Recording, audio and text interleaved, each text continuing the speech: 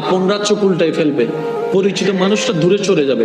এগুলো হবেই হবে, কারণ মওলা যেখানে থাকবে সেখানে দুনিয়া থাকতে পারে না। আরেকটু জোরে বলেন না। অনেক সময় দেখবেন আপনি যাকে বেশি ভালোবাসবেন সে আপনার থেকে তাড়াতাড়ি দূরে সরে যায়। আমি বলছি জীবনে মিলে কিনা দেখেন, আপনি যার প্রতি বেশি আস্থা রাখবেন সে যত দ্রুত আপনার থেকে আস্থা ভেঙে ফেলবে। আপনি যার প্রতি বেশি ডিপেন্ডেন্ট হবেন সেই বেশি আপনাকে ধোঁকা দিবে। যাকে বেশি বিশ্বাস করবেন এই দুনিয়ায় দেখবেন কেমন জানি সে চেহারায় পাল্টায় ফেলছে, কেমন কেমন জানি ইচ্ছাই হোক অনিচ্ছাই হয়ে যায়।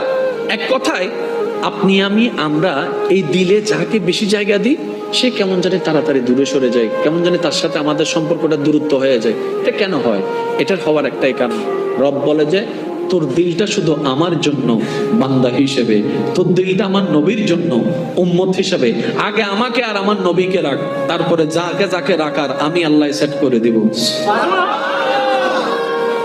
আমরা যখন ওই সিস্টেমটা না মেনে ডাইরেক্ট দুনিয়ার দিকে চলে যাই, ওই দুনিয়াটাই আমাদের কষ্টের কারণ হয়। তারপর আমরা একটা ডায়লগ মারি, এই দুনিয়াতে বিশ্বাসী মানুষ নাই, এই দুনিয়াতে বিশ্বাস করলে ফিটে চুরি খাইতে হয়, এই দুনিয়াতে এমন করলে সব। এই অপছন্দ করা মানুষের কথায় কিংবা কাজে আমাদের দিলে মাঝে মধ্যে একটু আঘাত লাগে না?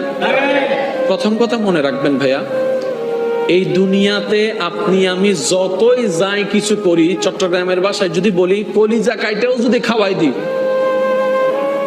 খাওয়ার পরে বলবে যে লবণ কম হয়েছে। কলিজা খাওয়াইছেন এটাতে বলবে না, ওই লবণ কম হয়েছে এটা ঠিকই বলবে। এই পৃথিবীর একটা নিজাম, একটা নিয়ম হচ্ছে আপনি আমি হাজার চেষ্টা করলেও পৃথিবীর সবাইকে খুশি রাখতে পারবো না, এটা অসম্ভব। বদনাম ছিল, বদনাম আছে, বদনাম থাকবে, বুঝার জন্য